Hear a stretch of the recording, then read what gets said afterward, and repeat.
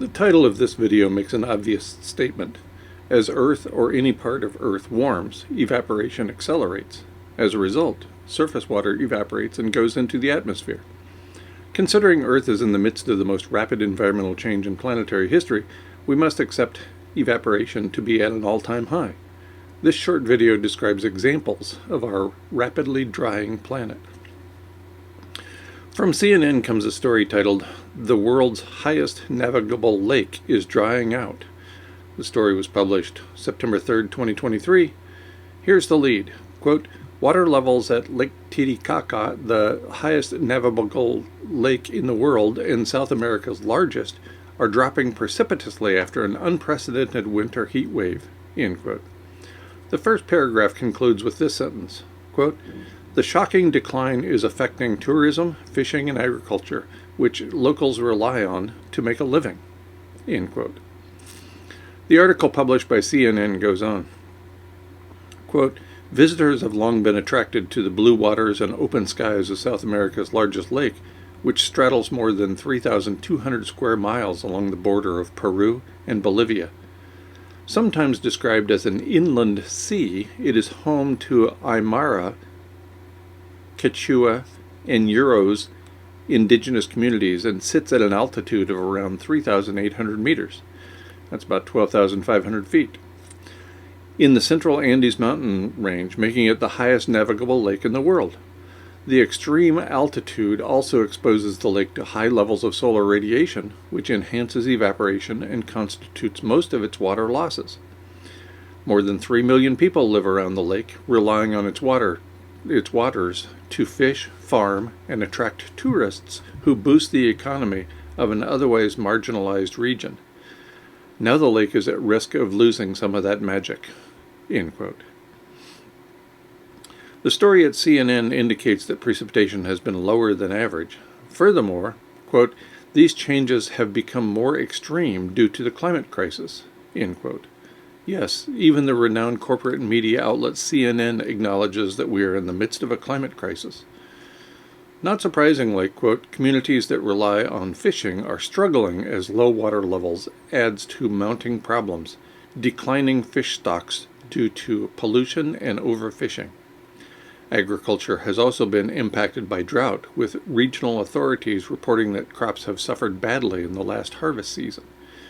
The vast majority of quinoa and potato crops, both local staples, has been affected, as have oats used to feed livestock." End quote. A local seller of textiles was quoted in the CNN article with respect to people leaving the area. Quote, "They had to. They didn't have enough money for basic necessities like food." End quote. Need I point out yet again that if you have access to healthy food, you are among the most fortunate people on earth?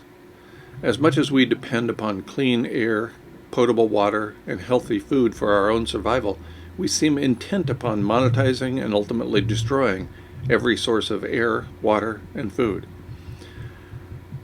The story at CNN concludes with two sentences from an analyst at the International Crisis Group. Quote, "While the lake's fluctuations have been linked to climate variability and natural oscillations, the exacerbating influence of climate change heightens the need for sustained management strategies. Local communities reliant on the lake for livelihoods are particularly vulnerable, underscoring the urgency of addressing the challenges posed by more intense fluctuations." South America is not the only place experiencing decreased water supply. Let's turn to the Arctic region with a Live Science article published February 19th, 2024, titled, "More Unzipping of the Landscape. Arctic Permafrost Could Crumble into Rivers, Unleashing Devastating Feedback Loop." The story displays the self-reinforcing feedback loop involving more heating leading to permafrost melting, the subsequent creation of new rivers, and additional carbon released into the atmosphere. This would lead to additional planetary heating. Here's the subhead. Quote, "Permafrost thaw could result in new rivers forming across the Arctic, potentially unleashing 35 million car journeys worth of carbon every year." End quote. The opening paragraph of the Live Science article includes this information. Quote, "Permafrost isn't just a feature of Arctic landscapes, it actually shapes those landscapes by directing the flow of water. and as global temperatures increase, this permanently frozen ground could give way to create new rivers and expand existing ones, which would release huge quantities of carbon into the atmosphere. End quote. The article in Live Science gives the impression that a tipping point lies in the future. However, a peer-reviewed paper published on April 23, 2015 indicates otherwise.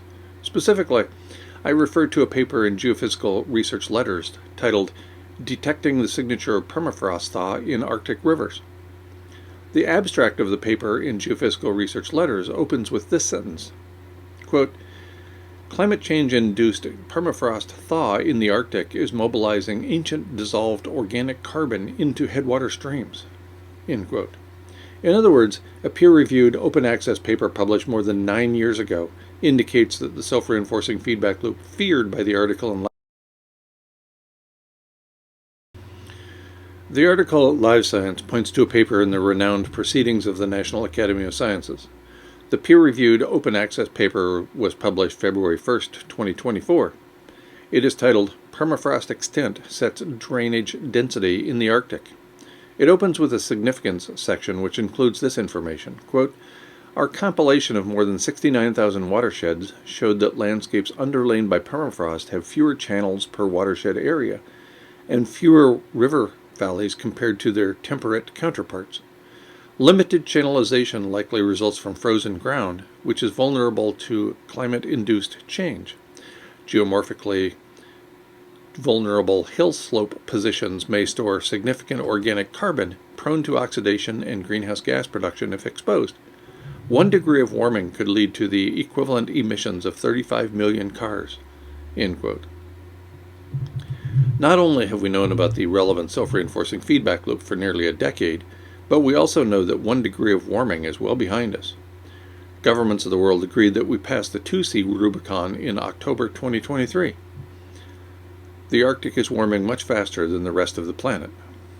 Yes, water is disappearing from Earth's surface as the planet warms. Yes, it's a tragic situation. And yes, we've known about it for a long time. Reinventing the wheel is a fine idea, as long as it doesn't mean reinventing the same wheel over and over again.